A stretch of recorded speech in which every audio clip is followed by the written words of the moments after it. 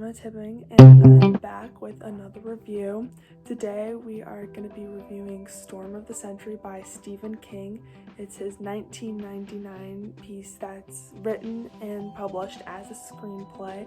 It's a horror miniseries, so I'm just going to get right into it. Let's go! Our story begins on the fictional town of Little Tall Island. It's meant to be off the coast of Maine. And we begin with the townspeople preparing for a storm, but not just any storm. It's a very strong blizzard that they're calling the Storm of the Century. Anyway, tragedy strikes very quickly. At the beginning, an innocent town resident, an old woman, is in her home and is killed by a stranger, who we come to learn that no one in the town knows. People don't know why he's there. And he's found by a fellow neighbor in the house and stays even after the crime has been committed.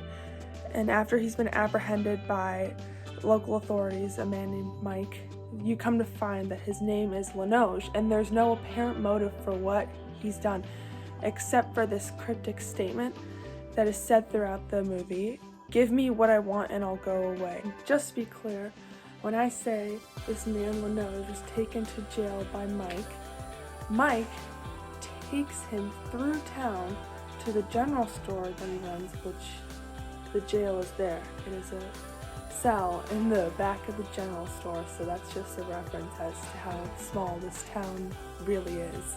So as Mike is taking Linoge to this holding cell, they're walking through town. There's a lot of people that see this man, and he's able to tell a lot of people things he shouldn't know about them, such as a drug history, abortions, and so forth. And when they get to Mike's general store, he takes a specific interest in Ralphie. It's a pretty tense scene where they're talking, and obviously Ralphie doesn't understand who this man is and what he's done. But just to point that out, he does take a special interest in Mike's son. And then when they put him in the holding cell, Mike recruits a couple other townsmen specifically to come and help him take care of this man. He can tell right away that something is off. So just as the townspeople thought they were able to get Linoge under control, they underestimated him.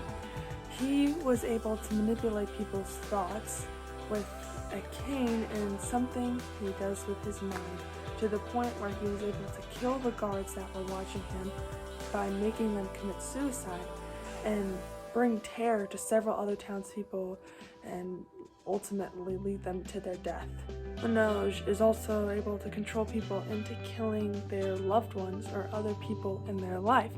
And while all this is going on, he keeps saying the statement from the beginning: "Give me what I want and I'll go away."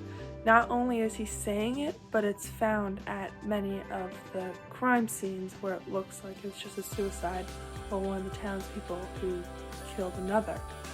Eventually, even though Mike has left several townsmen with Linoge, he is able to escape from his cell, and that's when the real terror starts. Now that Linoge has escaped, he is able to do something kind of odd, which is take all 8 of the children, yes, only 8 of the children in this town, and use this wolf head cane that seems to be a part of his mind control process in order to make all the children fall into a sleep trance and be unconscious. And that's when the parents begin to freak out, and they decide to hold an emergency town meeting where Linoge comes and actually tells them exactly what he wants, and the townspeople are ready to listen. So basically, Linoge is a demon, but he describes that he's not immortal, and what he wants is one of the 8 children that he has made unconscious to be his protege and ultimately take over when he passes away. The important part of taking Linoge's offer and doing what he wants is that not only can he just take one of the children, the town has to willingly give them one of their children. And he says that if they don't help him by giving him one of the children, he will kill all of the children and make all of the townspeople walk into the ocean and drown, which was very similar to a dream that Mike had already had. So it all comes full circle. He says that the parents or the townspeople can have 30 minutes to decide, and ultimately everyone votes to accept his offer and give him what he wants. So now all of the parents have decided to take a bag of rocks and pull rocks out, and whoever pulls out the black rock has to give their child up. I know, crazy, right? So Mike's wife, Molly, pulls the black rock. So Linoge takes Ralphie and flies up in the air away with him, literally, through the end of the storm, just as it is clearing, which is very upsetting also because Mike was originally against taking Linoge's offer and said that it would be like aiding the devil. And just to put the cherry on top of the pie, as Linoge is taking Ralph away, he goes into his true form and tells Ralphie's parents that Ralphie will one day come to call Linoge his father, and just flies away just like that. Flash forward several months later, it is now the summer, well past the storm that had happened in that whole crazy night. Mike is very depressed. The rest of the town is very depressed. It comes to a point where Mike is divorcing his wife Molly and blaming her for their son being taken away, and he has severed all of his ties with people that he used to call his closest friends. Not only that, so many of the townspeople regret their decision to give Ralphie away and feel so much guilt for what they did that they kill themselves. So it doesn't seem much better than what Linoge was going to do to them. To add on, Mike has also moved to San Francisco, so basically the opposite side of the country, away from Molly and all these people, and he is now a U.S. Marshal. So yeah, things are not looking too good for the adults of Little Tall Island. Now, another flash forward to 9 years later, Mike is walking on the street and he sees an old man and a teenage boy.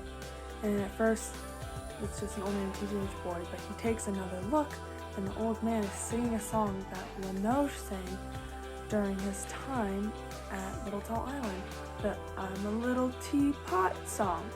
So then he realizes that these people are Linoge and his son, and he chases them. He's trying to call out to his son, and they run through an alleyway, but then they just disappear. He was going to tell Molly, but it ends with him deciding to not tell her by saying, "And in daylight, I know better."